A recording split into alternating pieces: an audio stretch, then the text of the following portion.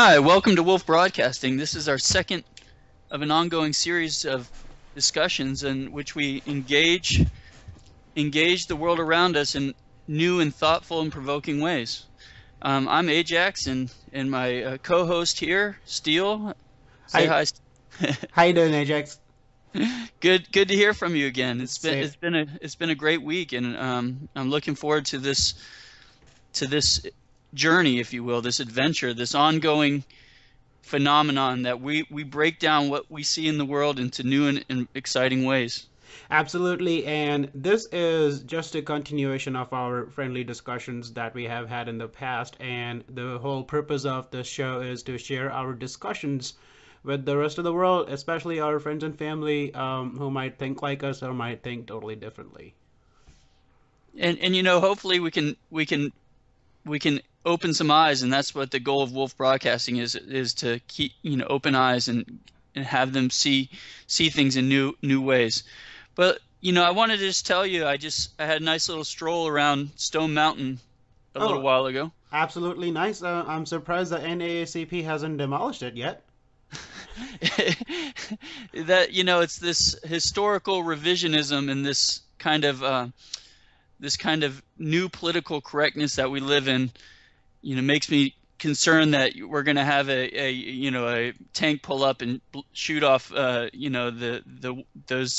general and president that were that are portrayed on the stone. But it's unfortunate that we live like that. Yeah, that's true. I have been to Stone Mountain, and personally, I would tell you something. This is what I tell people who I disagree with politically. I'm like, if the people who actually fought the Civil War, the North and the South, the Republicans and Democrats, they could get together at the table, forgive each other, get along, call each other's brothers, and just put stuff behind them. I just don't understand, like, after electing America's first black president, supposedly a great moment in our history, we are rehashing something that's 150 years old. That's totally divisive, and I just don't know what purpose that serves. Um, we as Americans, we should learn to get along just like our ancestors did, the ones who actually fought the Civil War, forgive and forget, and just drive on. And why sugarcoat history? I mean, obviously there's issues with the North and the South.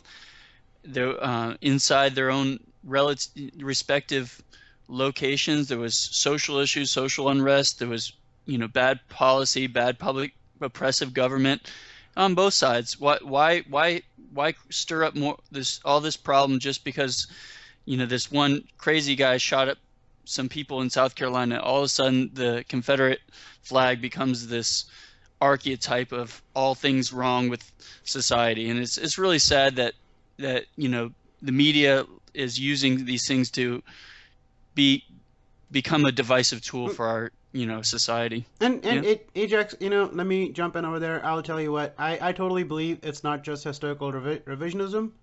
It's about divide and rule. Grew up in India, read a lot about colonial British history, and there was this code word, divide and rule, in our history.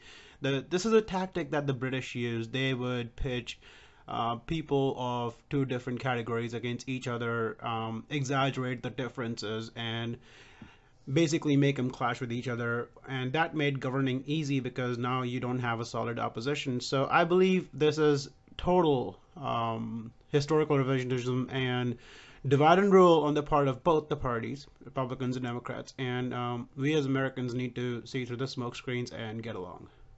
Absolutely, absolutely. Let's talk about some of the feedback we received. We had some awesome responses from some of our followers out there, and some people that were really interested in the show. Kind of enjoyed Mm-hmm. the first broadcast, and they really latched on to what we were trying to do here, and Mm-hmm. what this kind of foundation we're trying to build. And I wanted to respond specifically. Normally, our show is we pride ourselves in being unscripted. We're not going to look up Pew facts, or we're not trying to, because you can Google Uh, a fact about anything, yes, right? and I would start this word term today. It's Obama free. It never heard that one before. Like there's no teleprompters. There's no Obama teleprompters here on the show. This is coming straight from my gut. Absolutely. And I'm in going in, but I did do one thing. I kind of broke our little goal here, and I had to look up two little facts to respond to one of our I would say criticisms about our some of our commentary. And it was specifically about the economy. Mm-hmm. And I wanted to go back and I wanted to respond with facts. Mm-hmm. You know, in general, although I want to say I like our policies, but specifically talking about the unemployment rate. One of our listeners responded that the unemployment rate is so low, and that it's all thanks to the Obama economy and the stimulus bill.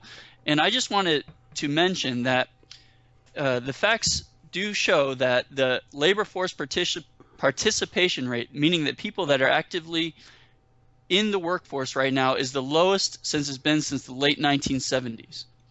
Okay. Yes. And I also want to mention they were supporting the stimulus bill and the TARP in their responses, and responding to that criticism, or that they were saying it was so helpful in bringing us out of the recession, because you and I had made some criticisms about Yep. it. But the national debt since that time has expanded from 15 trillion all the way up to 19 trillion today. I just looked at the debt clock before we went on the air, and interestingly enough, the debt expansion is going at an accelerated rate. I mean, since the economy's improved a little bit now, it's kind of it's not as bad. But if I ran up a credit card, I think I would be doing pretty well. If I was if I was in Vegas running up credit cards, eating at buffets and steaks and all whatever, then I think I would feel like I'm a lot wealthier than I really am, right? And So you're absolutely right there, Ajax. Now, let me break it down in the most basic common denominator that an average person will understand. Food stamps. That's the keyword, food stamps. We have a record number of Americans on food stamps. So if there's a record number of people in the labor force, then why is there a record number of people on food stamps? You know what that means? These people are working, but they're not earning enough to feed themselves. So what kind of jobs are we adding? What kind of labor participation do we have? So adding more burger flippers, is that a sign of an improving economy? Adding more people cleaning up the hotels, is that adding more to the labor force? No. We want quality jobs. Jobs that help people support themselves, where their life is not subsidized by other taxpayers. I, as an American, my heart bleeds. I feel horrible when I see my fellow Americans going through hard times. And I really appreciate the opportunities this country has given me. And I want my fellow Americans to have the same opportunities. But let me make it clear. The numbers are increasing in terms of number of people participating, but no, we're not adding quality jobs. More quality jobs for Americans. That is what I am proposing here. Yeah, I mean, these jobs that are being And created are pathetic. I and mean, it's sad. It's really sad, and I don't, I as a taxpayer, I don't want to be subsidizing all these and jobs. I don't, because these jobs, people don't have enough skills. mhm. The kind of jobs that we need are robotics and technology, and frankly, people don't have the skills to fill them. And before we move on to the next part of the Yeah, yeah, feedback, um, TARP created jobs. All right, agreed. But where are those jobs now? Where are those people who built that little compound in the middle of the desert for that agency I was talking about? Those people are not building that compound. The business was over and they're gone. I don't know where they are. These are not permanent jobs. So, yeah, the TARP created jobs temporarily, but not permanent jobs.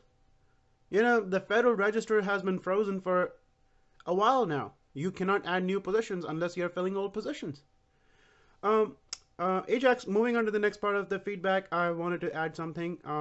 The listener said that America is not the only country that doesn't have that has guaranteed right to firearms in their constitution. Now, if you go back to our show from last week, I made it clear the only developed country in the world with the right to bear arms. Yes, Mexico and Guatemala.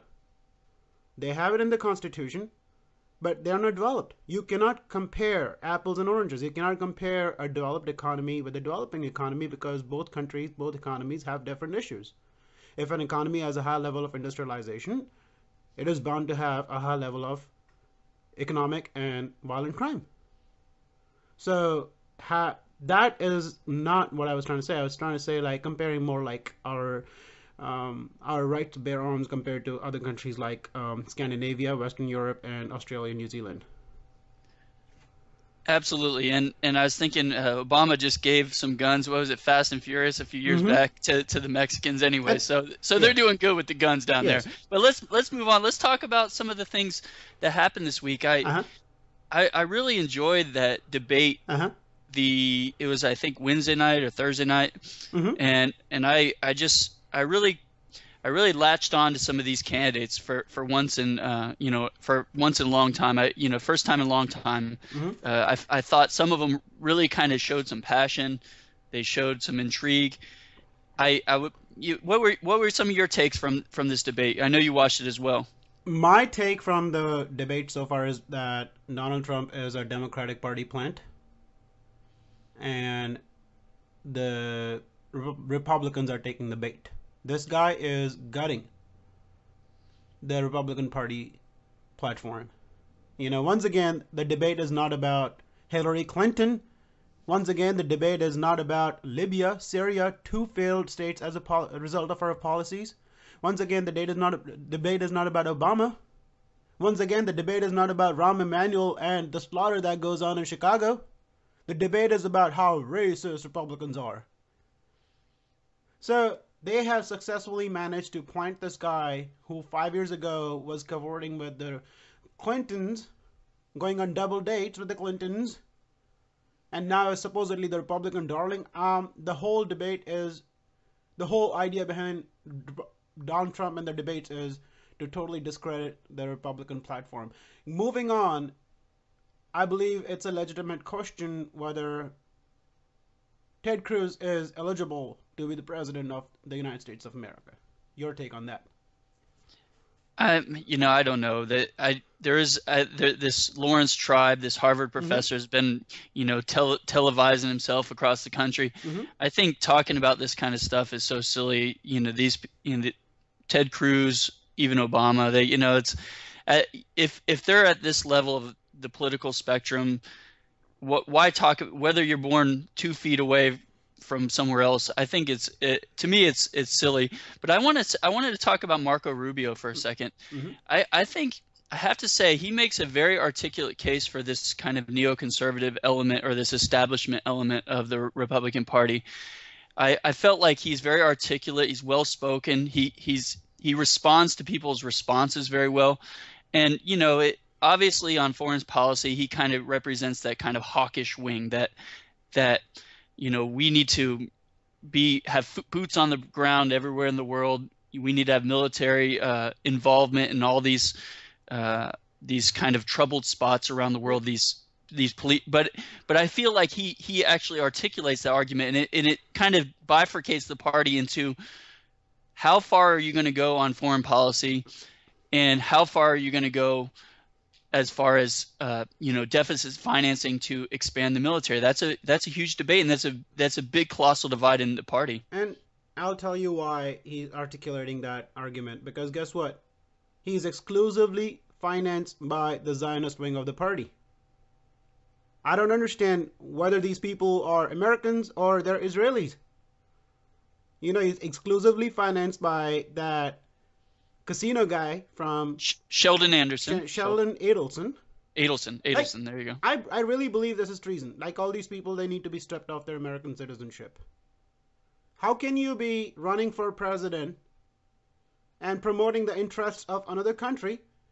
And God bless Israel. I love Israel. I respect Israel for what they have done in the desert, made such a beautiful country out of the nothing. Nothing against them, but I don't see any difference between Israel and, let's say, Canada. or Guatemala, another country we need to have good relations with and support what's right and denounce what's wrong. So what you see coming from Marco Rubio is nothing but Zionist garbage, anti-American garbage. These people need to be stripped of their American citizenship, and they need to be tried for treason. I don't know if I would go that far. On the issues, Rubio is But not hold on, across the let me board. stop you there, Okay. Ajax. Let me stop you right there. Why won't Okay. we go there? Like, how about like all these CARE guys, the Council of American Israeli Relations guys, like who have been accused of treason and terrorism because supposedly there were connections between them and Muslim Brotherhood. Now, my question is, how many people has Muslim Brotherhood murdered, and how many people has the Zionist government of Israel has murdered? I mean, there's no doubt there's a undue influence of AIPAC and this Israeli lobby, and Hey, they're not necessarily in the interest of the United States, and most of the Republican Party kind of embodies that wing. But you have to understand, though, the evangelical kind of core of the Republican Party, is as hawkish for pro-Israeli, issues and Israeli kind of I'll tell you foreign something. policy. I'll tell you Go ahead. something, Ajax, right here. I've been overseas in uniform, and I did not see a single Israeli in uniform fighting for our cause, fighting our wars. Not a single. You know what? There's people dying from Ukraine. There's people dying from United Arab Emirates. There's people dying from Slovakia, Romania. Like most countries that people cannot even spot on a map. There's more people dying in our wars fighting for our causes than Israel. How many people has Israel sacrificed in the last 70 some years? Zero. I don't want to fight any more wars for Israel. I don't want any more of this Zionist garbage in our political discourse. It's Well, and anti-American and anti-freedom. Well, their numbers just aren't adding up. I mean, the total fertility rate in Israel is very much like Western Europe and most of the domestic population in the United States. They're just not having children. The Palestinian population, the total fertility, the average woman is averaging, I think it's like between 6 and 8 children per woman, and the Israeli population is below replacement level. So there's this kind of demographic winter that the Israeli population is dealing with. They're not the only population within Israel that's having children is the ultra orthodox, the kind of radical Zionist element within the country. They're the only ones having children. And So by default, the extremists, the Benjamin Netanyahus of the world, are the ones that have the political influence because they're the ones getting the votes. yes, And they refuse to have any discussion about any legalization. They want many American Jews that are very interested in allowing Syrian refugees to come to the United States, but they're not very interested in Israel of having Syrian refugees go there. It's just kind of an interesting dynamic. dude. They already have Syrian refugees in Israel. It's called Golan Heights. Do you want do you want Israel to take in more Syrian refugees? Look, man, how they run their country is their business. All right, Yeah. I absolutely am very pro-Israel, but at the same time, the summary of the whole argument is, dude, like I seriously don't want any more Israeli influence or Saudi influence in our politics. That country that like beheads like more people than ISIS or something. Like I don't know the crazy numbers. Correct me if I'm wrong, but like I don't want any kind of special relationship. Just as George Washington said, no entangling Entangling alliances. alliances. Absolutely. Exactly. Absolutely. And I find it interesting that it seems that much of the Israeli political sphere is fixated on Iran. Fixate Iran. These, they're the mullahs there. They're fixated on it. But the Saudis are the ones that with this radical Islam as well. And you know, just like you're saying, that Israel is in a different situation than us. They're a smaller country. They're sort of reliant on the United States in the sense that they don't have the kind of, they would not be able to, they've done it in the past, but it's difficult for them to take on, many enemies that are surrounding them in a lot of cases. But at the same time, we don't need to be. The more we get involved in these foreign affairs, these foreign conflicts, much of it at the behest of lobbyists from Israel and other places, it's just hurting. It's hurting our budget. We can't afford it anymore. Our dollar is going to get weaker and weaker if we just, it's a rare phenomenon that we live in, that we can run these deficits, it seems, indefinitely, Mm-hmm. but it doesn't. I doubt it will. The law of gravity, you hold something up, it's going to fall at 9.8 meters per second. Mm-hmm. Just like that, if you run deficits at some point, your dollar is going to fall at a lot faster rate than that. So Mm-hmm. I don't know. I don't know the answer, but maybe we should. Maybe we could talk about some of the other candidates. What did you think about some of the other candidates? I believe, as I've always said, that the only real dog that Republicans have in the race is Ted Cruz. Of course, Rand Paul, but Rand Paul was not on the main stage. And I'll tell you what, man, Rand Paul, he drifted from his message, and look where he is now. And same goes for Ted Cruz. He needs to stick to his guns. He needs to stick to his message. Absolutely brilliant performance by Ted Cruz. 5 stars. Uh, I agree with you, except on that New York thing that's been hot in the media.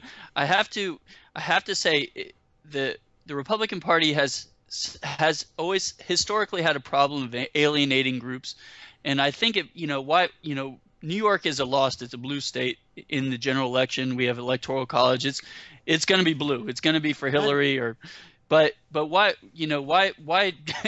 why not try to expand voters? And you know And I think like Ted Cruz was misconstrued. He was misunderstood what he was trying to yeah say there. I believe from because I identify with Ted Cruz. Not trying to say I endorse him or anything. I identify with a lot of his ideas. I believe what he's trying to say is that whole New York slash coastal political ideology. That's what he was referring to. yeah He's not referring to if first of all, it's the New Yorker politicians who don't give two flying what about the people of New York. It's one of the most expensive places to live, one of the most cramped up places to live, one of the most dangerous places to live. No gun rights, pretty much, and very highly corrupt police department there. New York, I'll go a step further. It's a third world country with mega elites who have their own bubble. They work on Wall Street. They have a lot of money. They live in the Hamptons. There's this. When I first came to America, I came to New York, and I saw the two worlds. There's this world of people who work very hard from morning to evening. They get in these trains from working class neighborhoods from New Jersey, and then empty trains come back. Trains fill up. Empty trains come back to New Jersey. So basically, there's the slave class in New York, New Jersey area that's serving the mega elites who actually have big compounds slash mansions in areas of Long Island and the Hamptons and all. So it's two different worlds, and I believe Ted Cruz was referring clearly towards the ruling elites, the corrupt political yeah elites of New York. Yeah, I agree with you. I know that's where he was going with it, but when the media can pull sound bites, I wanted to talk quickly about John Kasich. I know he's kind of low on the totem pole as far as popularity. Mm-hmm. I have to say I liked how he latched on to this sort of this globalist fear, that Donald Trump often is kind of. I think fairly, to be fair to Donald Trump, he's articulating what a lot of Midwest kind of Rust Belt coal miners these are important swing states that are represented by this kind of populist kind of concerns of Chinese currency manipulation Mm-hmm. and predatory pricing, if there is such thing.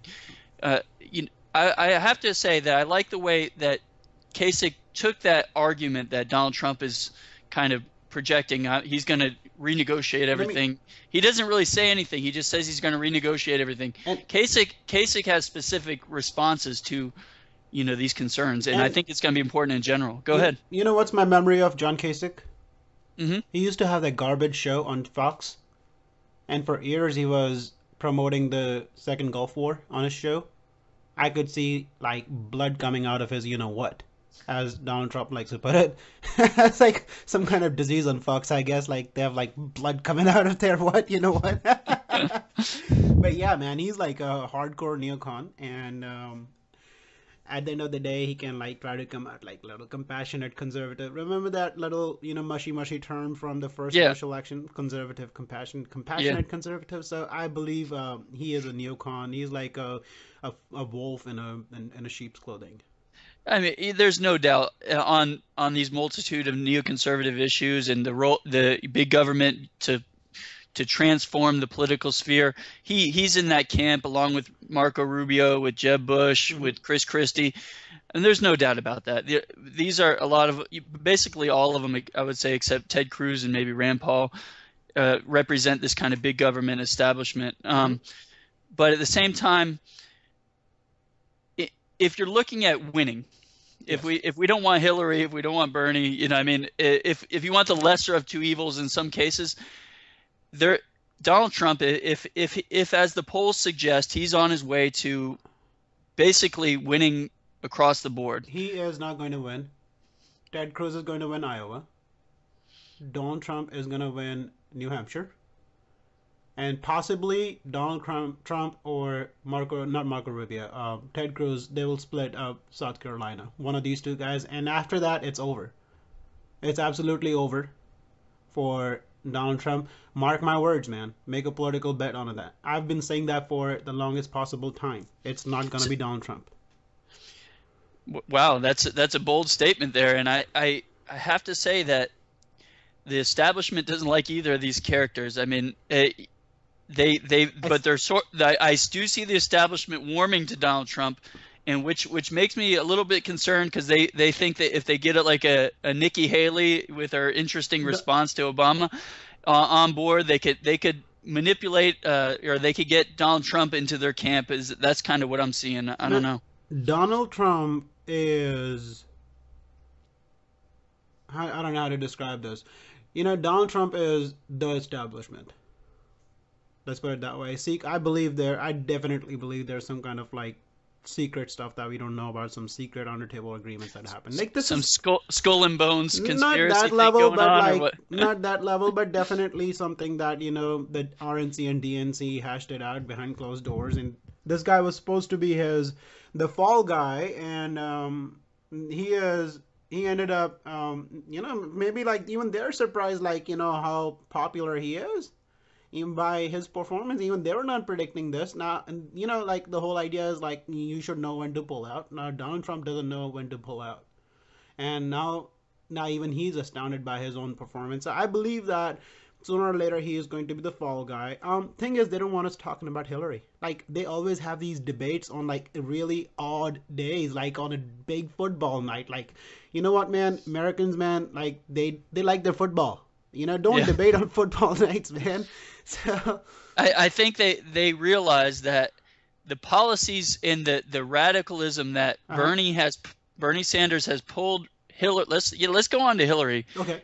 Bernie Sanders has pulled Hillary way left. I mean, she's if they can start pulling sound bites from her, some of the things I watched two of the debates from the Democratic primary, and I've noticed that Hillary has moved. She's fallen off the the left of the boat. I mean, she has basically adopted abortion on demand, gun control, basically the most radical elements of the party. And Martin O'Malley's right there too. So they don't really have a centrist candidate, or and they're getting a little bit afraid that she's kind of being pulled too far to the left. What would you think? What would you say about that? Um, Hillary is all bluff. I really believe Hillary does not even exist. I think it's just a hologram we are looking at. Like it's some secret computer device that's talking to us, and I don't, I just feel that like I believe she's a robot, man. She's not even a human being. That's something is odd about her. They don't want the people to challenge her artificial intelligence. Like ask a question, all of a sudden that program is not programmed to answer at that given moment. Like what day of the week it is? It's Monday. All right. So how many fingers can you see? Oh shit! Excuse my language. I'm not programmed for that. So, yeah. Moving on, unless you have something to add to the debate, summarize the debate and summarize basically what you think about the whole upcoming Democratic debate and what you think about in relation with the Republican debate. I would suggest that, to summarize, I would say that we're looking at a three-way horse race in the Republican Party. We're looking at Marco Rubio, we're looking at Ted Cruz, and we're looking at Donald Trump, whose poll numbers are, pretty strong relative to, he's still ahead in Iowa. And you mentioned that you thought that Ted Cruz might win Iowa. It's not. I would say it's going to be really close. I don't know. It could come down to the wire. And if these establishment guys like Jeb Bush drop out, who knows where these where the voters are going to go. I would suggest it's still a wide open race even at this juncture. Who won Iowa in 2012? Rick Santorum, I believe. Michelle Bachmann? No, it was Rick Santorum, and in a last minute poll count or recount or something. I think it was Rick Santorum, but I mean it could have been Michelle Bachmann. Who knows? Who won? But we got to Google it. While I ask my Hillary robot over here, who won the Iowa in 2012 primaries? Who do you think won Iowa in 2012? I think it was Rick Santorum, but in 2008, I apologize. Oh, 2008? I think it was Mike Huckabee, actually. Mike Huckabee, if I'm not mistaken. But either way, Ted Cruz has the advantage of the fact that there are very devout religious people in Iowa. Religious people that attend church, that believe in God. They're very much values voters. They look at abortion as evil. They think killing a baby in the womb is evil. They look at gay marriage, this kind of imposition of from this judicial activism of this kind of radicalized Supreme Court saying that gay marriage is a right, and the people in Iowa, the Midwest, they don't see these kind of they see these social issues as paramount, and I think that plays well with Ted Cruz because he kind of he's a son of a preacher man. He comes across, he speaks very well like a preacher. My Hillary robot here has answers for who won the 2008 and 2012 primaries. You ready for this? Okay. Yeah. Go ahead. 2008 it was Mike Huckabee. Oh, I was right. There you go. 1 for 1. And go ahead. Who won the presidentials in 2008? I'm not challenging your intelligence here. I'm just asking in general. I'm trying to build an argument here. Who won the elections in 2008? Presidential elections. It was Obama, right? You sure it wasn't McCain? You sure? Nah. Yeah. Yeah. So in 2008, Mike Huckabee won. Guess what? He was not the nominee. In 2012. Rick Santorum won, and guess what? Yeah. He was not the nominee. 2 for 2. There we go. So Iowa is irrelevant. It's totally irrelevant. Just because George Bush won it in like 2000, 1999, whatever, whenever they had their last primaries, means nothing. I know it's kind of a predictor, but isn't there like something like with the hedgehog coming out of under the tree bark or something? Like, dude, like seriously, like Iowa is not the bellwether state. It's not the predictor of. But at the same time, I think Ted Cruz, even though he plays well there, I think that the passion of these Donald Trump voters is much more relevant than the passion for, say, Ted Cruz or Marco Rubio or some of these other guys. This is just anecdotally what I'm seeing. I'm seeing people posting on Facebook, and they're in these big auditoriums with Donald Trump in the middle, and he's he's not saying any policy prescription. He's saying we're gonna fix these trade deals, and we're gonna stop all immigration, and people are rallying around this. They're not rallying around in the same intensity as some of these other candidates, is what I'm noticing. And what about the passion of the pragmatic Republican voter? No, it's not a unicorn. We really exist. The pragmatic Republican voters who are actually not speaking out. I haven't been asked any questions, any polls yet. I'm not sure if you've been in any polls yet. No, no. I really believe it's the squeaky wheel making the noise. I When was the last time we had some kind of polls before the primaries that were not just a predictor of the actual results, but actually very close to what the actual results were for the primaries or the general elections? I cannot recall. Barack Obama came from behind. Um, George Bush came from behind. And John Kerry came from behind, and Mitt Romney came from behind, and John McCain, kind of like party favorite, but still kind of came from behind. So I believe that the polls right now are irrelevant. I totally believe that eventually it's going to be decided as the primaries move to the heartland and further west. Moving on, we wanted to have a discussion about taxes. Take lead on that, Ajax. Yeah, absolutely. I noticed in the debate, and this is kind of links well with the debate because Marco Rubio and Ted Cruz were having a discussion about tax rates, and Marco Rubio, I think, effectively made the accusation that Ted Cruz's policy proposal includes a value-added tax that is an invisible tax that customers aren't seeing it, so they're not as upset by it. So it just allows the government to get sort of an insatiable amount of revenue. And I felt like even though that's not the case with his particular proposal, I think the layman to this topic would probably have responded well to his criticism. And I want to say I've looked over these tax proposals. I read articles online from various pundits and whatnot, and I have to say I like Ted Cruz's proposal of lowering these rates, kind of installing a sort of ongoing sales tax that would not adversely in lowering these corporate tax rates. I mean, we're the highest in the world. It's adverse to our corporations here, and it hurts our business globally. Marco Rubio's, I say that where Marco Rubio's proposals would actually help me personally at a higher, more, because I do have children. He wants to triple the child tax credit, and really it's kind of like my own self-interest goes against the interest of the larger interest. Go ahead. Um, I don't personally agree with anybody's tax proposal so far. The only tax proposal I might agree to somewhat is what Rand Paul proposes offline. Move to a more consumption-based economy. Like your consumption is taxed, not your income. Yeah, I agree with that completely. And Go ahead. and I'll tell you something, man.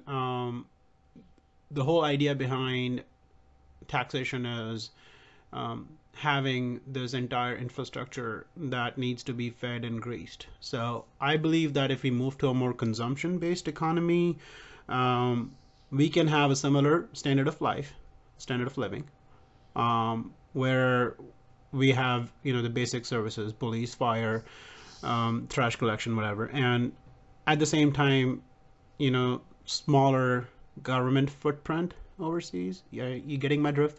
Absolutely, absolutely. Now, I was filling up my gas tank. I traded in my little rice burner. It was a little Yaris for a gas guzzling SUV, and I think my timing was very fortuitous because gas prices just have collapsed because of everything going on in the world with China and all this extra production from the Balkan, and the shales, fracking, and all this other stuff. But And let me stop you right there yeah. before you proceed. No, it's Obama who's giving us the cheap gas. Haven't you seen those memes on Facebook?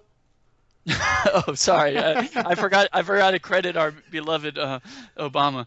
But anyway, I was going to say, if there was not a more opportune time if I felt like the government could effectively raise the gas tax and then cut taxes somewhere else, offset the taxes there. I think that would be a very reasonable way to raise revenue. So if I decide I want the big old gas guzzler, I'm going to pay a little bit more in taxes, especially with all the international, tree huggers that are that are saying that carbon is the existential threat of the world. No, It's bigger than ISIS. Go ahead. Go ahead. I'll tell you my personal experience. I was living in Nevada briefly, Okay. I filled up my gas wherever I was living in Nevada, and it was like $2 and change. This was like almost a year ago.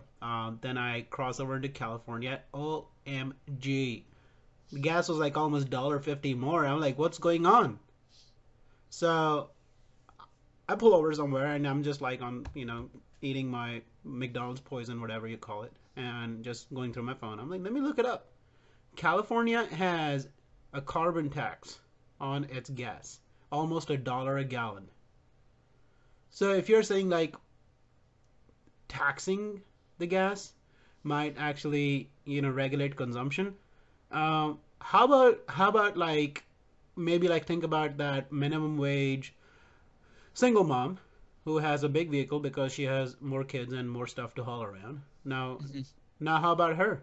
Like, should we tax her because she needs a bigger vehicle? Or how about the farmer who has a big 4x4 pickup truck because he has to haul trailers and he has to haul other farm equipment? Or how about the small businessman who has to haul supplies to his business? So, I mean, how do we come up with I, this I, criteria? I'm just saying if the tax is visible, Mm-hmm. people don't want it. They're going to fight against it. Mm-hmm. And I think that's what Marco Rubio was getting at. If the tax is visible, people Mm-hmm. don't want it. Yeah, so And let's rob people when they're not watching. and but that's what the payroll taxes, that's the most invisible tax we got. And it's crippling to small businesses. It's like 8%. I think Alan Greenspan and some of the neocons, they conspired to raise it back in the early 80s. This payroll tax is very crippling Mm-hmm. tax. And my point is, I would obviously not advocate any kind of tax if it was not in for gas unless it was offset with something else.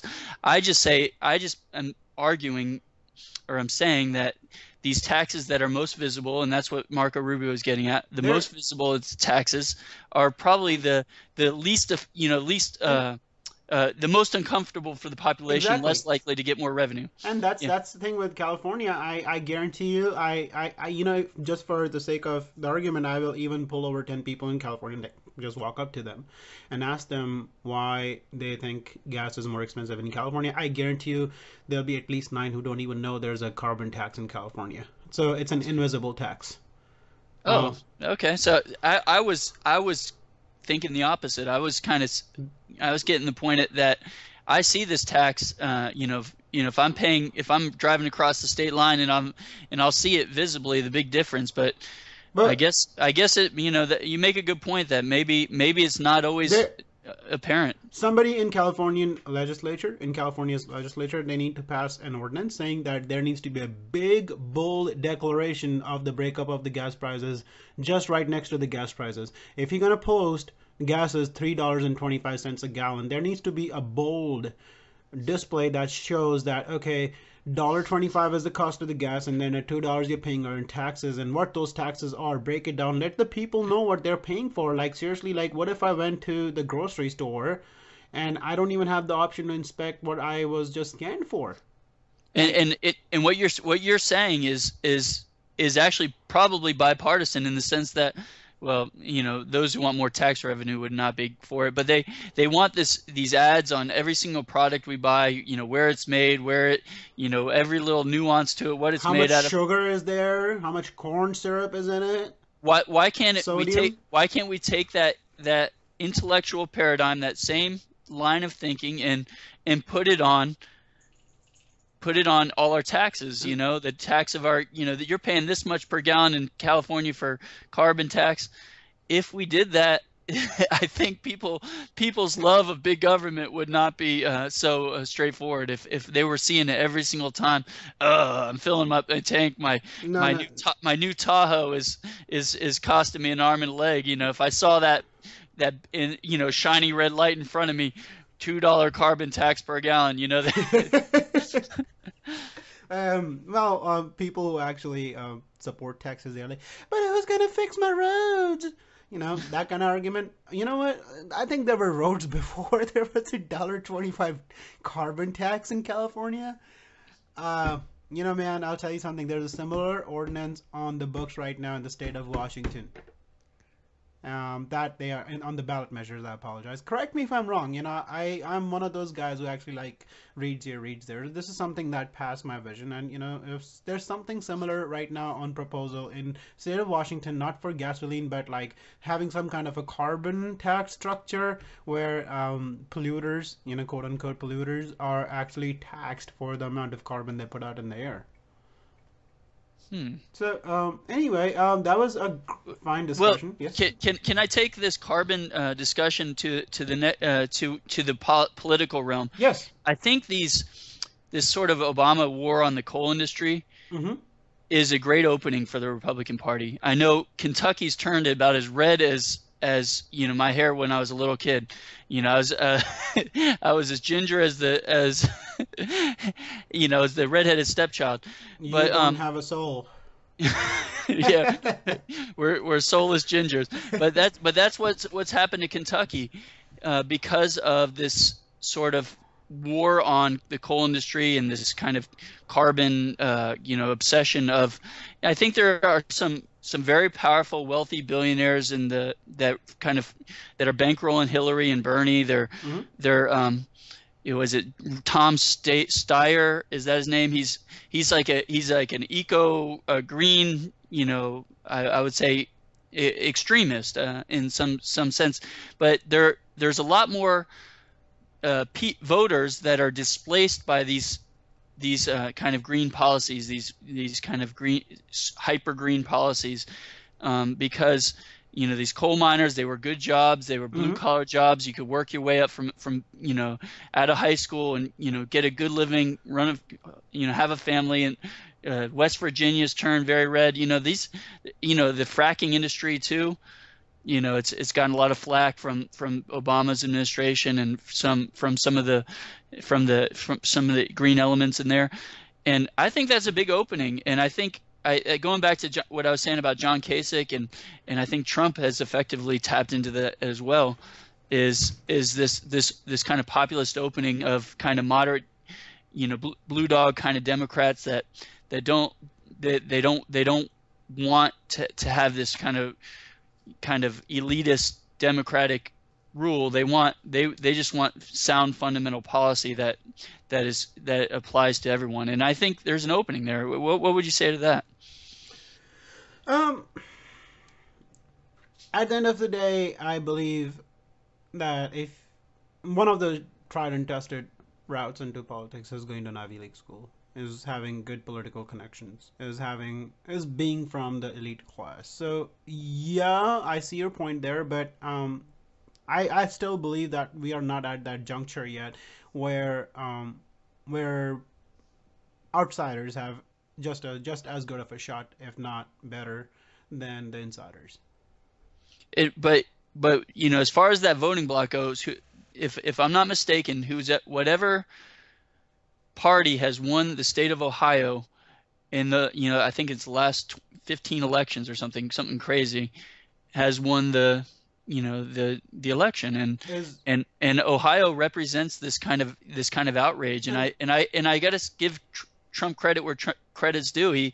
He's kind of tapped into this outrage, and I think Kasich saw that, he jumped on board, and I think that's good politics. And as the governor of Ohio, he's got a lot of clout in that sort of competitive realm. and maybe the person who won the generals in the presidential elections, maybe that person won Ohio, but is it that he won the primaries because he won Ohio? Are you trying to say like that has there's a connection between winning Ohio and the generals?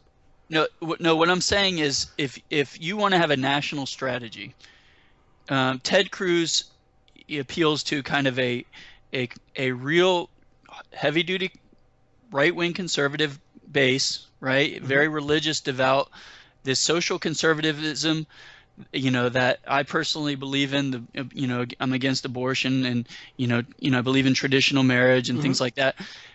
That doesn't play well with some of these moderate states, and I think that's one thing Trump has going for him. I don't think many people really believe he's very pro-life. I mean, I don't think many people believe he cares about these social I, issues very much, and I think that's something that plays well for Trump and possibly appeals in these kind of I would say these states that are at play that could what do you think about that?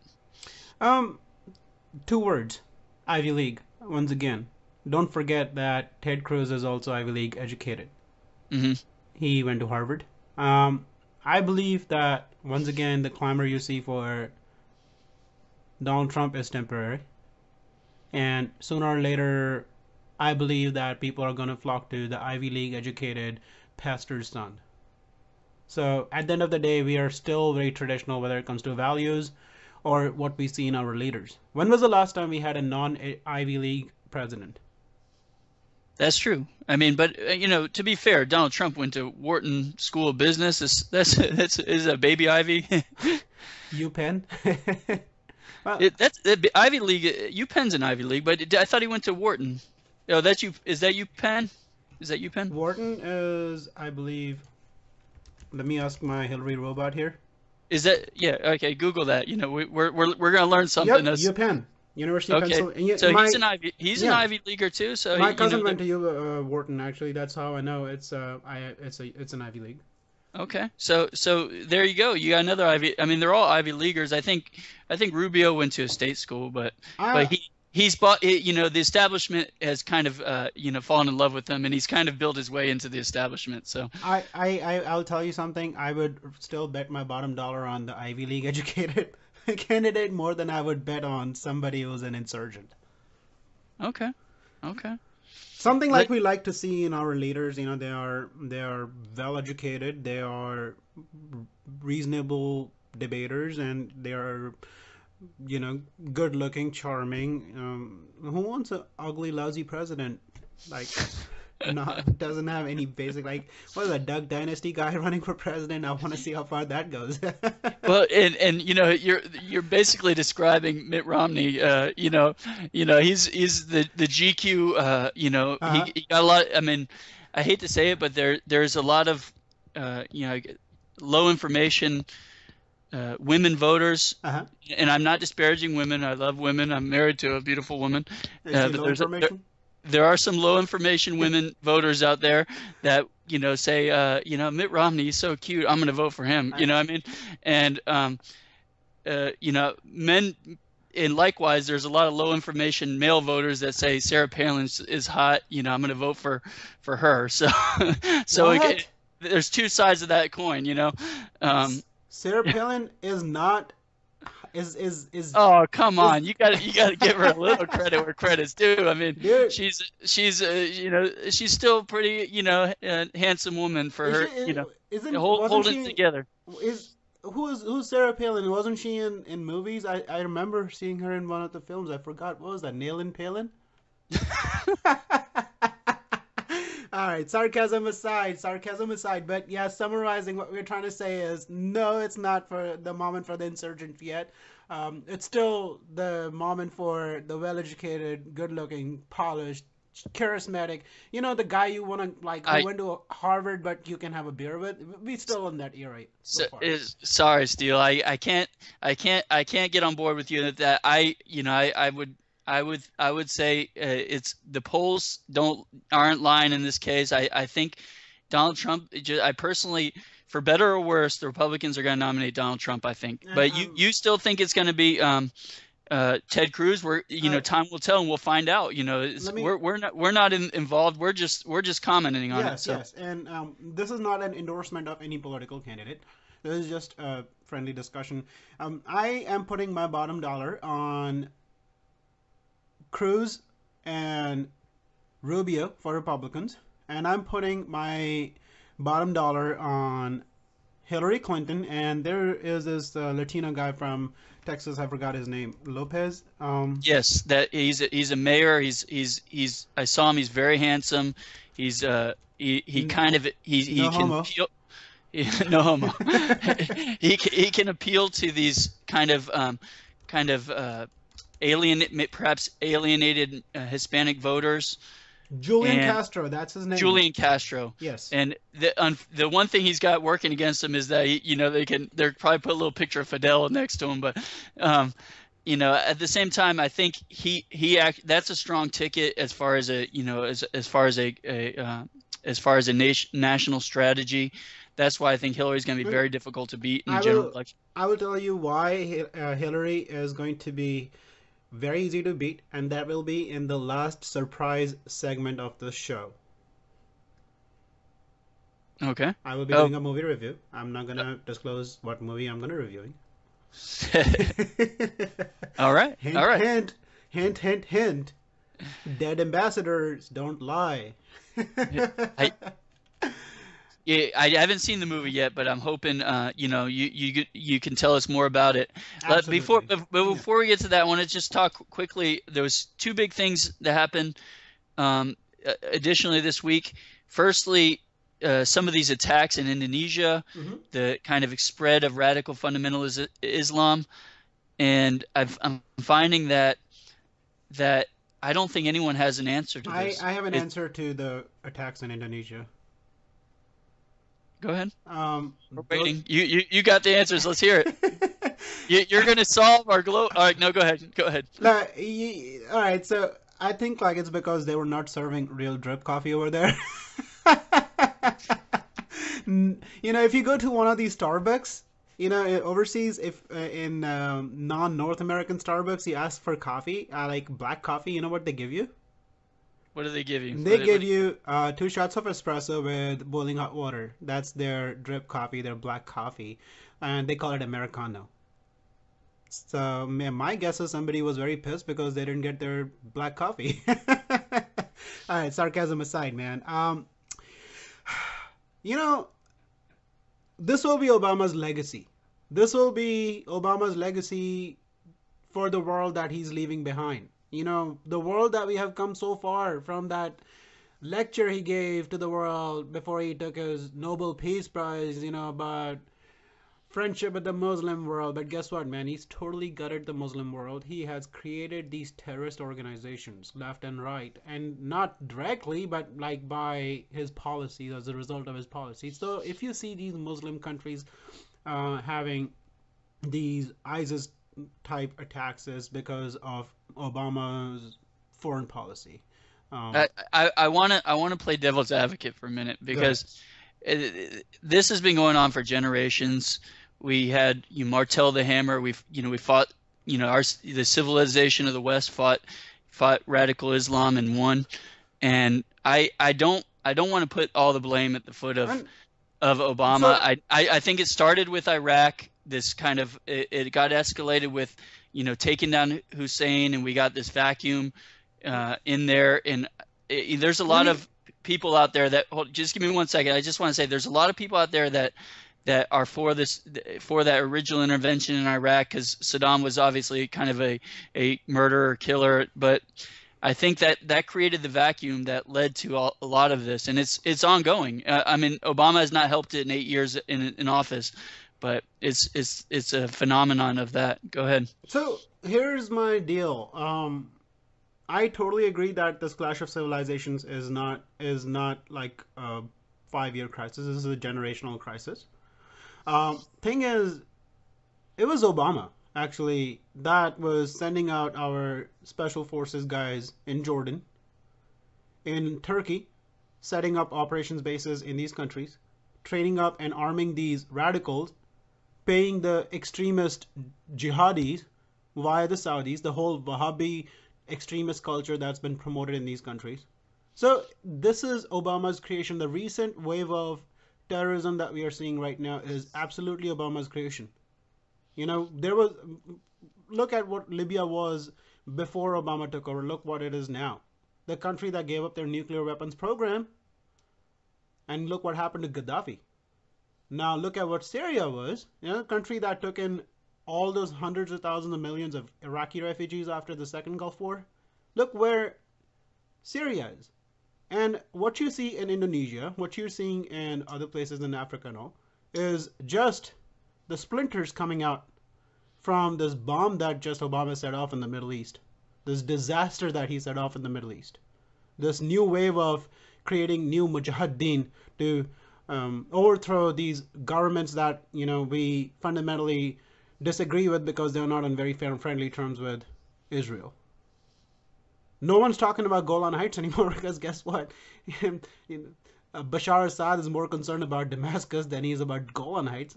Not long Yeah. ago, that was a big issue of contention between the two countries. Now he's even agreed to have talks with Israel by Russia to about Golan Heights once the whole thing is resolved.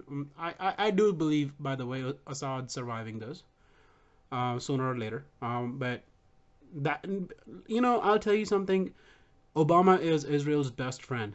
Obama gave Israel Libya and Syria and Yemen to Saudi Arabia on a silver platter. Your take on that?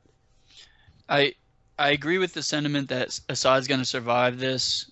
Russia has kind of filled this kind of leadership void that Obama has left there, I think. And By I think building upon that, Russia is not as the kind of threat that the neocons want to make it out to be. They should be a no, it's natural not. ally to the West. And once I'll tell you something. This is one thing that neocons need to know.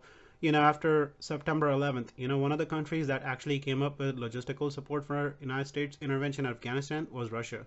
They negotiated that deal we had with Kyrgyzstan for using their air base to supply troops and materials into Afghanistan. Afghanistan, as most of our listeners, I'm assuming we have above average IQ listeners, is a landlocked country, and Kyrgyzstan is one of the gateways into Afghanistan. I rotated through Kyrgyzstan in and out to Afghanistan. That's an old Soviet base in Kyrgyzstan that we use. America, I'll tell you something. If you listen to RT, if you listen to Vladimir Putin, you see these people actually sound more what's supposed to be American than the guys running our system. Basically, they espouse for more family values, they espouse for more free markets, they espouse for more peaceful coexistence, they espouse for less war. Like seriously, like that's what we used to be. Like when did this Soviet monster evolve Become the good into guys. When did they become the good guys? when did they No, become no, you're right. the red, white, and blue, badass, all America, Budweiser chugging, whatever you want to call it. But when did they I don't become like I don't us? want to paint them as the good guys. There's a lot of corruption and Yes, murder and yes, stuff, everything. right. But you're right. I mean, there's no doubt about that. These some of the things that they're advocating for Yeah, are the 1950s values that we are that America has basically wiped their and tushies with mo it turned to toilet paper here, yeah, and it's sad that you hear all this rhetoric. I'm not Carly Fiorina. I'm never going to talk to Putin. I'm never going to speak with him. Why would you not talk with anyone in the world? If you're a rational political leader, you should want to engage even your most vile of enemies, and right? Go ahead. and that's where I give Donald Trump the credit. Remember when he was asked about Putin, and he's like, "We get along fine," something on those lines. Yeah. That's something I'll give Donald Trump, that he is actually really good at engaging international leaders. Yeah, And I remember that, and he got a yeah, lot of flack from it. The neocons were up in and roar. They were, I saw it like the Weekly Standard, like Irving Kristol and I mean Bill Kristol, and these guys are like, oh, he's akin to a traitor. You know what I yes, and mean? can I add to the whole crisis, the discussion about the whole crisis with our sailors being stuck in Iranian waters? Absolutely. What was the response from the neocons, man? Like, oh, we are not going to apologize. Like, seriously, like, how can you hate our service members so much? Like, our service members are in supposedly an antagonist custody, and here you are saying we are not gonna apologize. Dude, like, seriously, let's give Obama the credit where it's due. Like, the guy got our soldiers out in like less than a day. All right? Yeah, and you know what? And I want to go back to the debate for a second. Ted Cruz made I mean, it kind of was appealing to the neocons and everything, but I liked how he said it. He's like, under a Cruz presidency, our troops will never be on their knees to a foreign hostile power. And I was like, I think I heard the crowd roar. I think it was timed perfectly. I think that was a great political move. I think that that kind of helped him sort of buy a big chunk of the establishment wing. You know, And I and even though it's this rhetoric against Iran could be potentially dangerous, I think it plays well in a Republican primary, I, and I think it's good politics for Cruz and for anyone who the loudest voices against Iran. Marco Rubio seems to have this kind of monopoly on this kind of I'm going to go to war with Iran. I'm going to throw our deal away in day one. But two words. Two words on that. yeah, go. Cha-ching. The more you say F you Iran, the more money shows up from the Jewish donors, the Zionist Jewish donors and the neocons. So it's a money maker. It's a win-win for whoever comes up with this kind of garbage. But the truth is, the military, and maybe you can tell us more about this. But I meet whenever I talk to anyone who was either prior military, and this is a lot of a significant segment of the voting population and their families, because they tend to have larger families and be more conservative. Um, they kind of, it appeals to them. I hear a lot of Republican military people that are very much, they like this kind of strong rhetoric, this What? and I think it's dangerous sometimes. But tell me what you think. I'm not in the military, but I've heard that from a significant number of military friends and family. What Um, do you think about that? I believe that I'll be very honest with you, man. I'm not gonna BS around our listeners on this. I really believe that our best and the brightest are not enlisting in the military. The officer corps, I still have some respect. They're very well educated, well read, largely, but they don't have any spine. They they're spineless, I would say, most of them when it comes to managing their soldiers. They let the NCOs run the show. So I believe that I would not trust the judgment of an average American service member. Are there some of them who are very well informed, very well educated? Not even like, not saying going to college or something. Like, how well read are you? Like, how much do you know what's going on in the world? What happened in the past 50, 60 years? What do you think is going to happen in the next 10, 15 years? Like, most people, like, like the first time they stepped foot outside America was when they deployed to Iraq or Afghanistan. Dude, like, seriously, like, you leave America and start going to Canada or Mexico, Cancun, get drunk, and play beer pong like you're in Iraq. Like, seriously, like, they have, like, most people have, like, zero exposure with the world outside their little states and cities and towns or whatever. I would not trust the judgment of most enlisted service members. And this is not a low blow or something, but this is my personal opinion. Just saying that maybe I'm wrong. Maybe some of you think differently, but I'd rather go with the wisdom of our officers, our officer corps. They are the ones who are actually the sharpest tool in the kit. And and but I also think there's a lot going back to our first episode about these vested interests, and I think that you're talking about the money flows into when Marco Rubio says "F you Iran," the money flows in. Think about the money that flows in from Lockheed and from Northrop Grumman and uh, General Dynamics, whomever else. I don't even know the whole Man, litany of them. this Um, is this is a total disaster. Like, this is like, being kidnapped by a gang rapist, like, having any kind of relationship with these weapons manufacturers. Like, there's no way you can get out of it, man. You're, like, locked in this basement with, like, 15, like, steel doors between you and freedom. um, they donate heavily to their local legislators. The local legislators fight tooth and nail to keep the quote unquote jobs in their districts. And then basically it's a whole vicious circle that's very hard to break out of. I don't think they giving us great products. Yeah, they're giving us great products. I personally survived a couple of IEDs overseas because of the great vehicles made by the Matvees. I believe they're made by BAE. I may be wrong. I forgot. Oh, Oshkosh. I think they're made by Oshkosh Defense. So Yeah, they make some great products, but at the same time, I really believe that we don't need to be manufacturing products to this degree that they are selling us. Like seriously, like there's so much stuff in the military that we see that we don't even use. There was this one thing that they gave us before we left for Afghanistan. It was called the Ghost Light. It was some kind of laser that light that would light up something miles away. I mean, what's wrong with the PEC 15 we already had?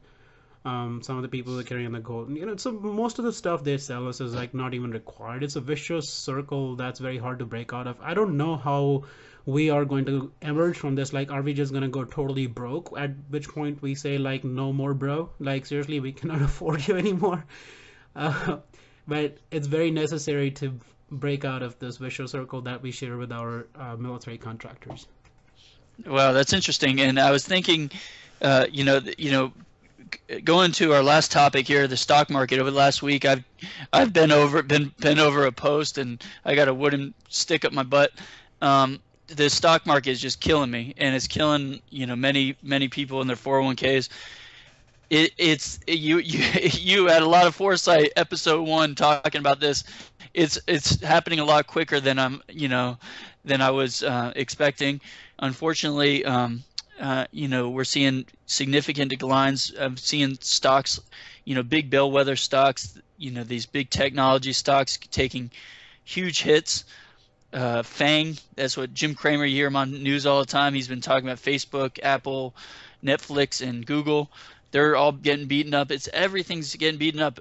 It's either big buying opportunities or we're seeing severe declines going forward. But those big military stocks that you're talking about, they haven't taken the hits as much. I mean, when the broader market's going down, everything's going down some, but some of these. Yeah, go ahead. When we have a bad economy, we go to war.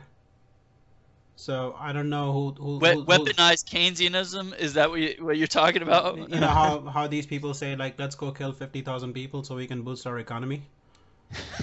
so well, actually, funny you said that.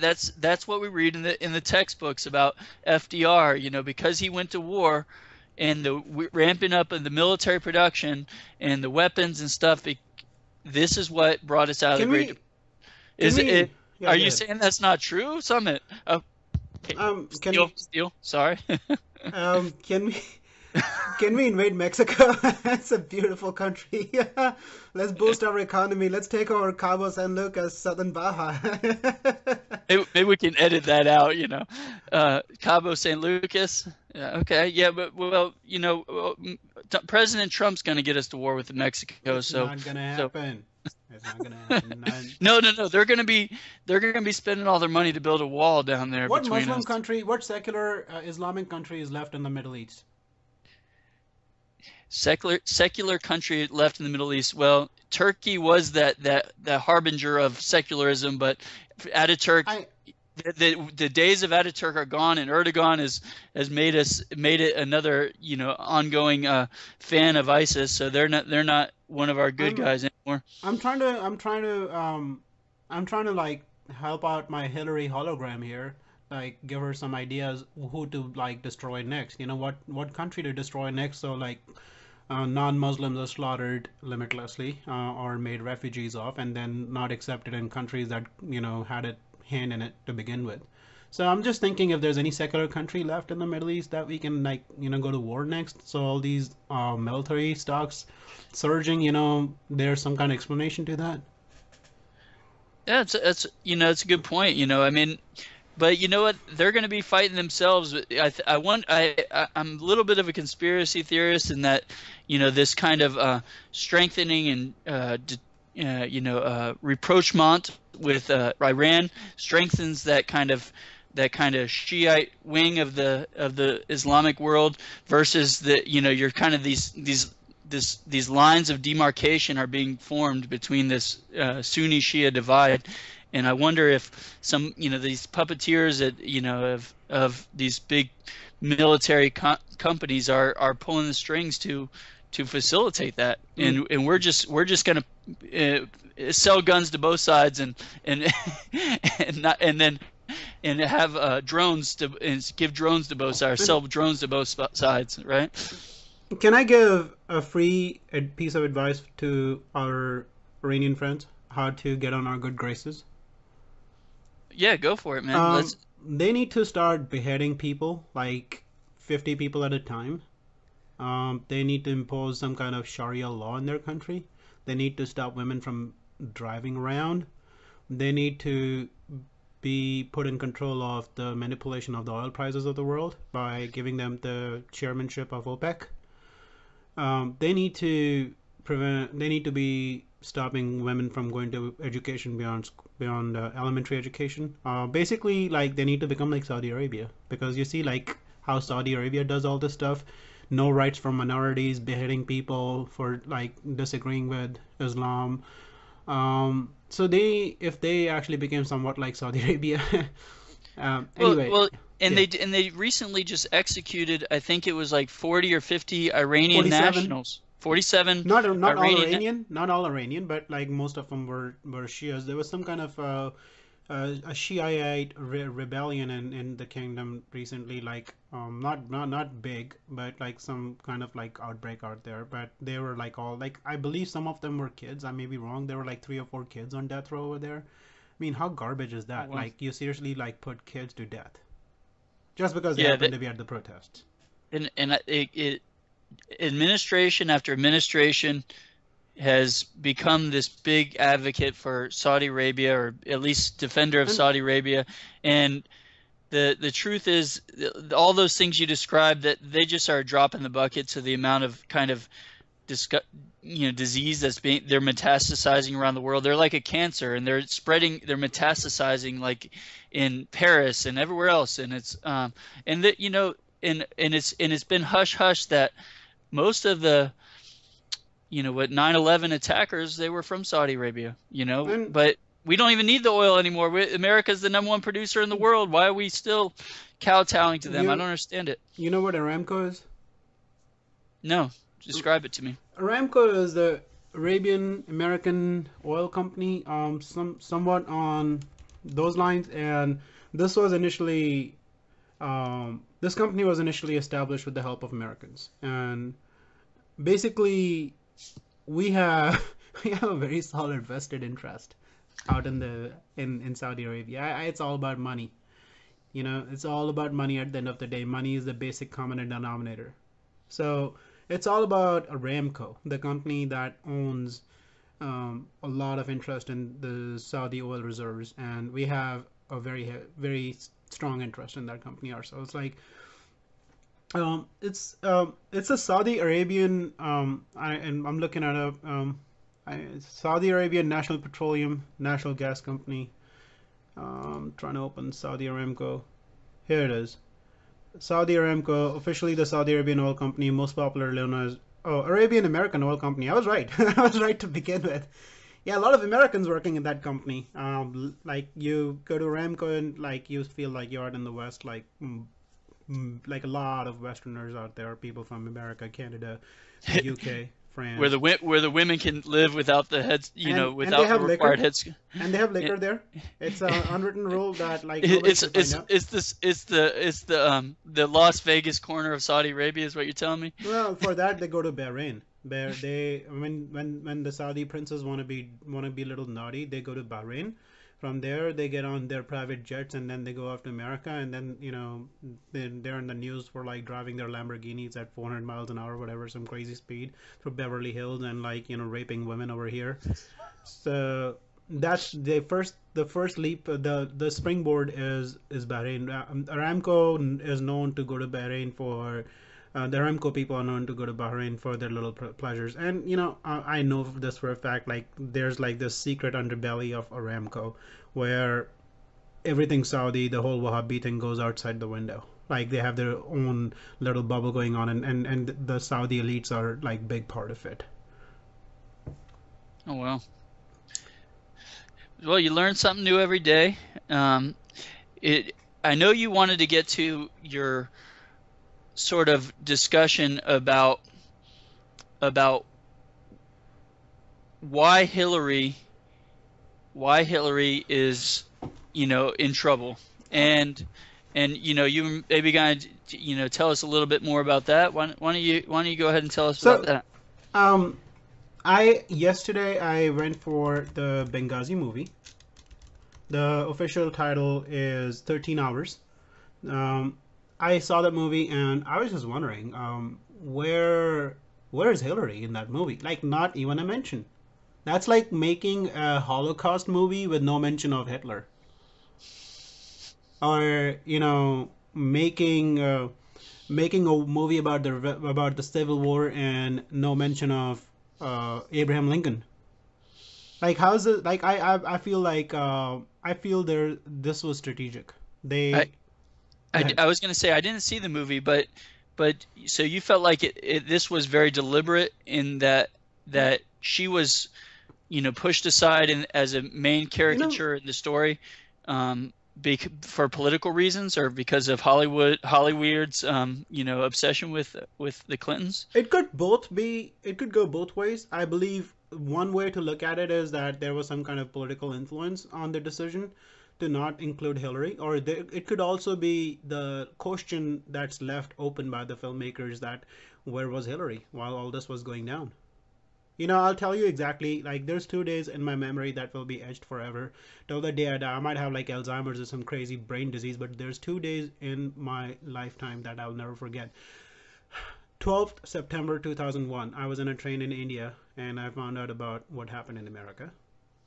Then 12th September 2012, I was in Kuwait. I was transiting from Kandahar, Afghanistan to Atlanta, Georgia, and I was transiting through Kuwait. I had just landed at the Ali Al Salim Air Base and was in the billeting area. It's an area in the military where they assign you a place to crash while you're waiting for your next flight. So I was in the billeting area, and there I was on big screens, Ambassador Stevens being dragged. Videos of that, and it's very gut wrenching. You are standing there as part of the world's most powerful military organization, and you feel helpless watching your fellow Americans go through that extreme suffering. My question is, I believe that the filmmakers actually left this question unanswered for a good reason. Like, where was Hillary through the whole thing? Why was there a stand down? Like, how is it possible that a CIA base, one of our most extreme secret facilities, is under heavy insurgent attack? One of our consulates is under attack. And there is no mention of Obama, no mention of Hillary. My only question is, where were these people? Why did not they do something about it? Like, how is it possible that, we have so much military presence in the region, and like 4 Americans are murdered, our facilities are attacked, and we have to evacuate our personnel under extreme military stress. And I just don't know how to wrap my mind around that. The movie, it's a great watch. It could have been better. Not Still not as good as American Sniper or Black Hawk Down. I would rate the 13 Hours movie a star below those movies. If Black Hawk Down is 5 stars, if American Sniper is 5 stars, I would rate the 13 Hours, The Secret Soldiers of Benghazi movie at 4 stars. I believe, like, you need a reasonable IQ to go watch the movie and take the hidden message from the movie. The movie talks about, yeah, I still remember I was watching, it was the Asian CNN that was playing on that TV, and they were like, the attack happened after some kind of protest over some Prophet Muhammad cartoons. Movie actually makes it very clear that the attacks were actually pre-planned.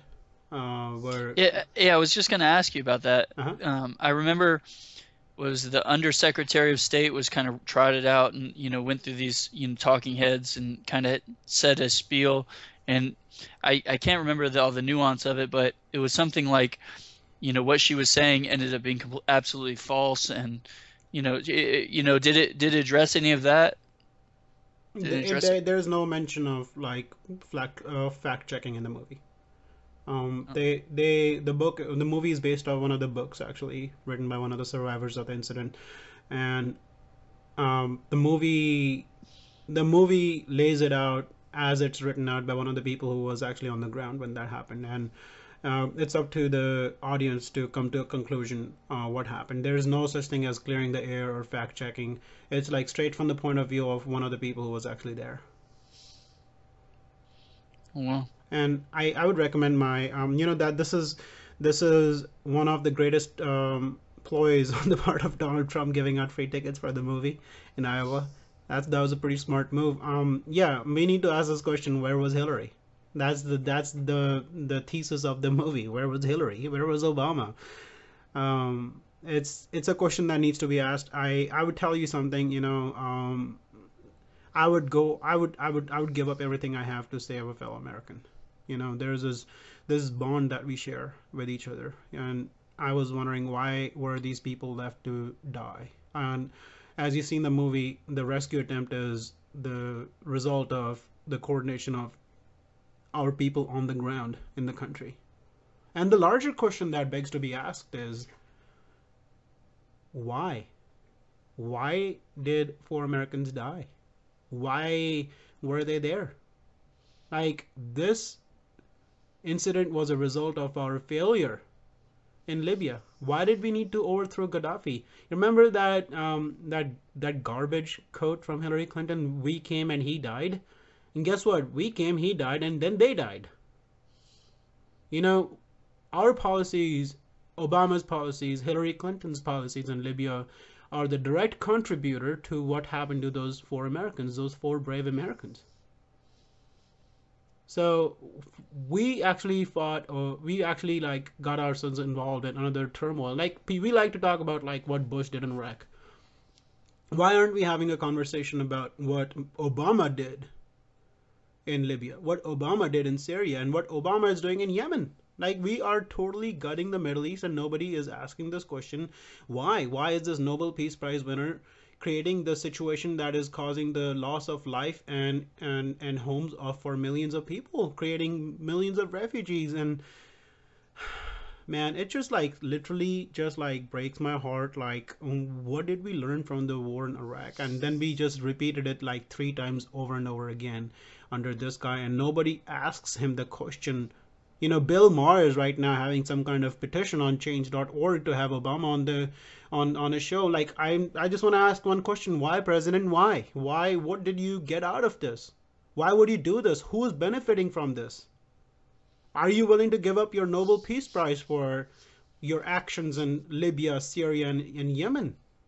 What is America gaining from this? Four dead Americans? Not to forget that other service members who have died in this whole turmoil in Iraq and Syria. The most recent one being a special officer, a special forces master sergeant in northern Iraq. What are we getting out of this?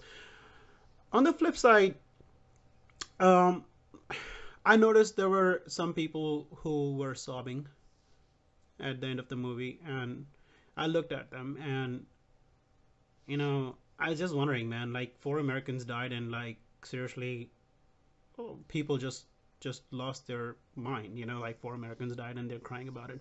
What about the hundreds of thousands of like Middle Eastern people who have perished as a result of our failed foreign policy?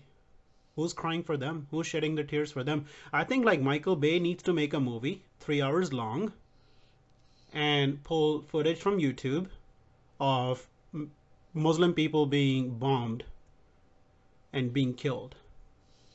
Like, make it like a fast moving video project that shows like a million people like dying.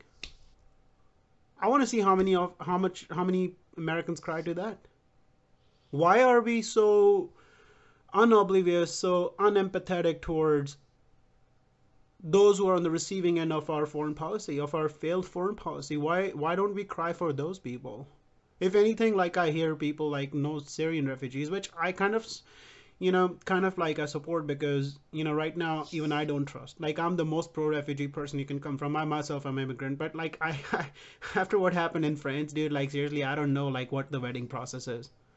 Like, this thing needs to be reevaluated before we bring in more people. But I mean, on one hand, we have this woman sobbing for four dead Americans, which breaks my heart. These are my brothers, like it or not, they're service members at some point in their career. They were civilian contractors now, and I was a service member at one point. I have this like I'll give up anything to like bring those four people back to life, but at the same time, like we cannot just be so blind towards the innocent death and suffering in the Middle East, which is a result of our foreign policies either. Like, we we we need to look at empathy, right? yes, yes, Like it, absolutely.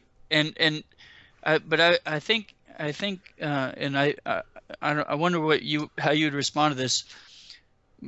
I was listening to this other guy on the radio, and he was talking about how empathy is only warranted if you can get reciprocal empathy.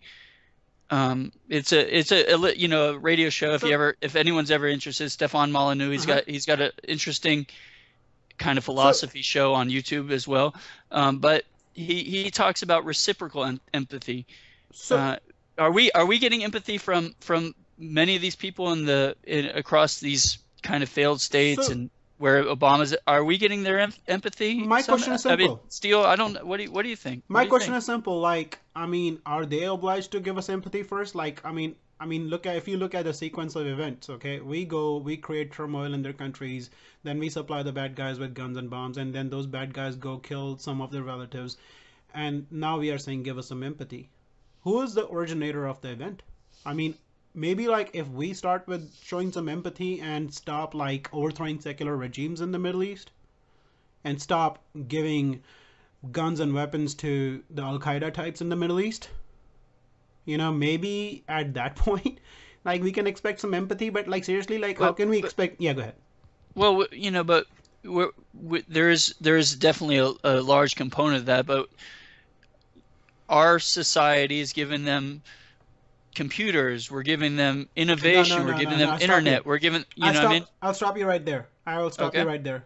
We should not forget what we gave them before the internet and the computers. All right.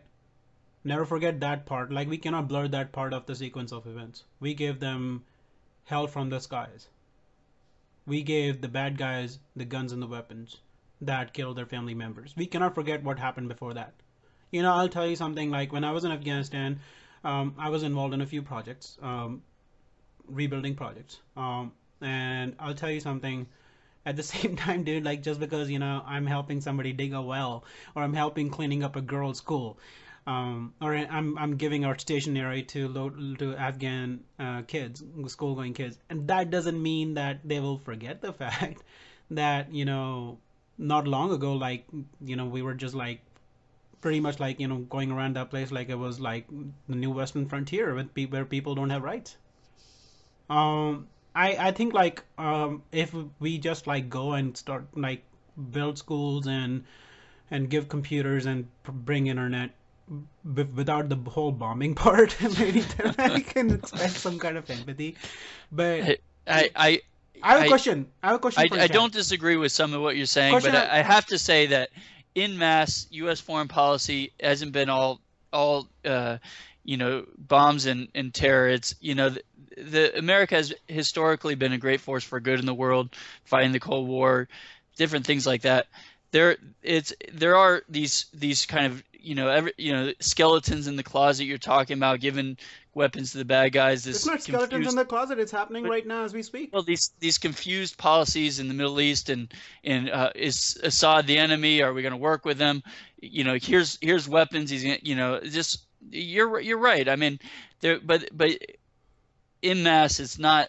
America still has a sort of legitimacy in the sense that. And Go and ahead. and we need to build on that legitimacy by like for now keeping the bombing part on the back burner, maybe helping the rest of the world come to par with us. One of the programs that I will I really identify is the scholarship programs that United States provides in developing countries.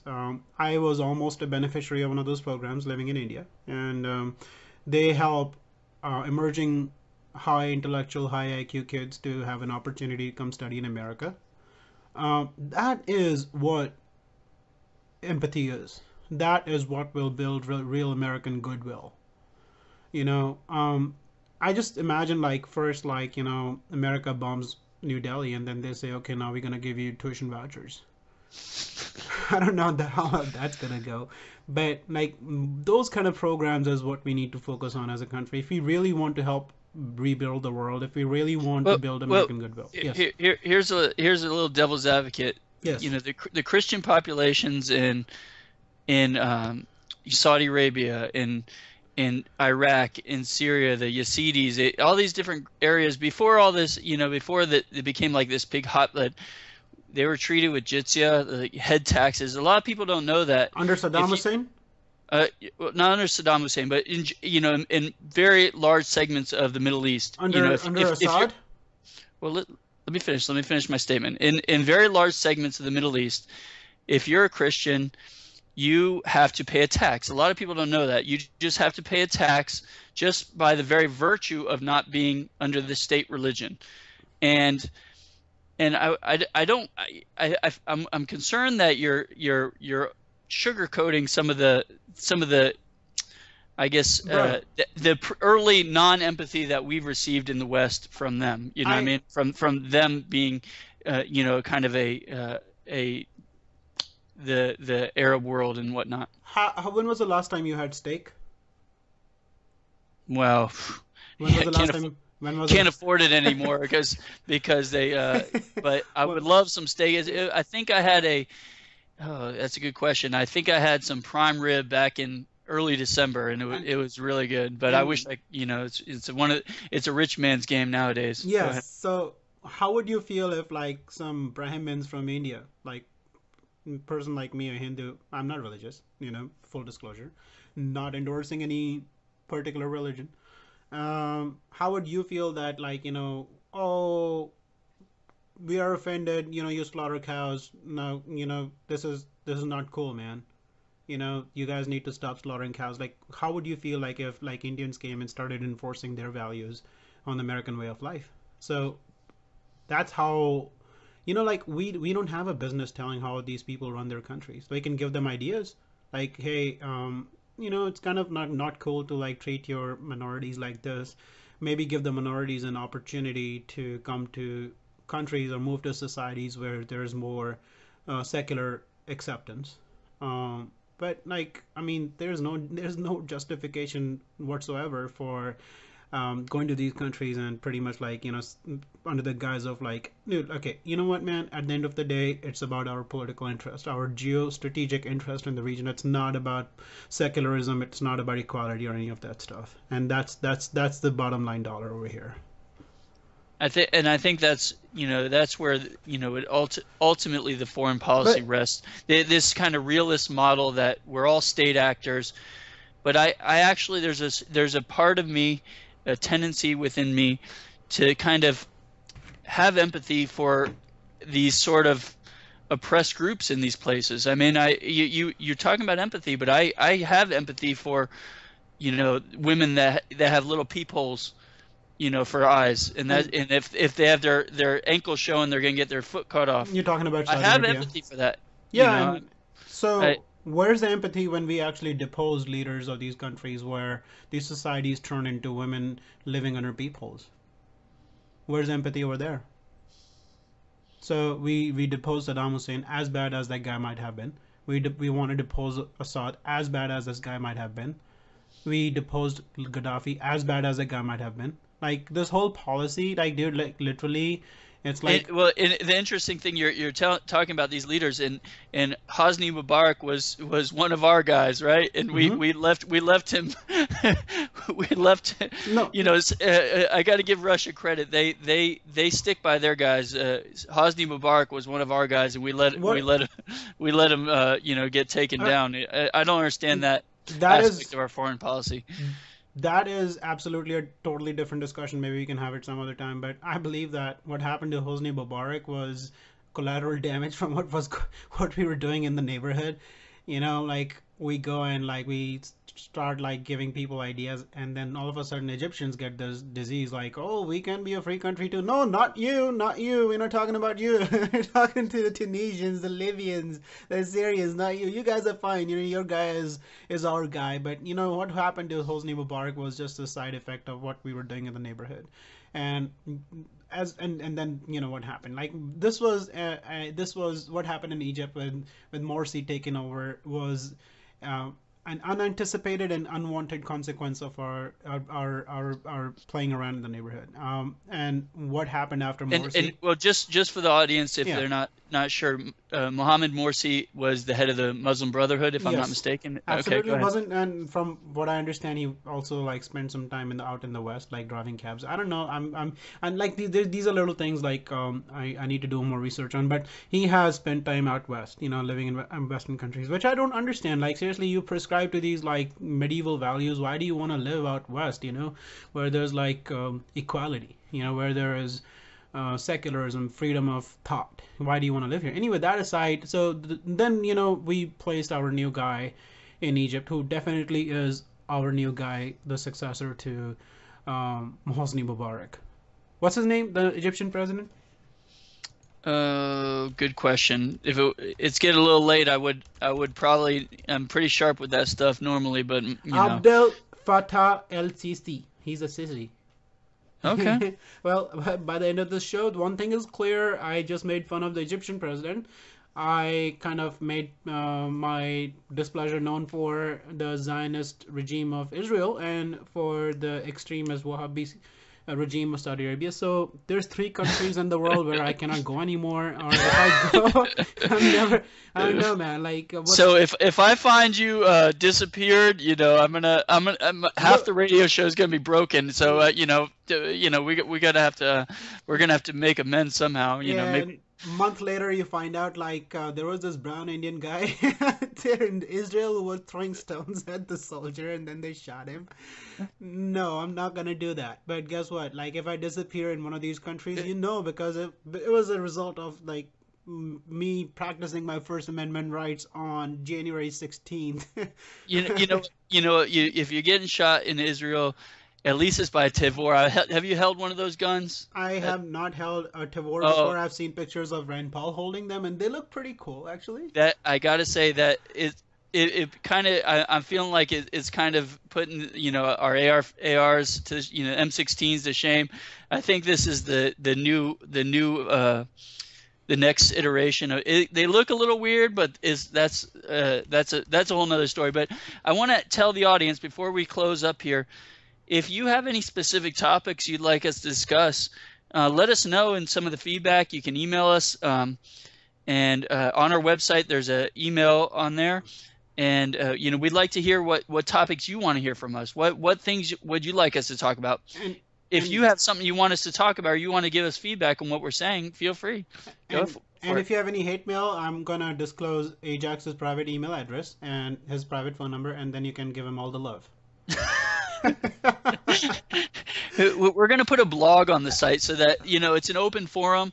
So the only thing we would ask is not ad hominem attacks. Ajax, you're a piece of shit. Pardon the French. That's fine. Steele, Bring it you're on to me, man. Bring you it on know to me. I love Adam hominem attacks. I got a nice pair of boxing gloves, bro. Bring it on, bro. I'll tell you where to meet me. Being sarcastic, all not right? not Don't take it not seriously. not me.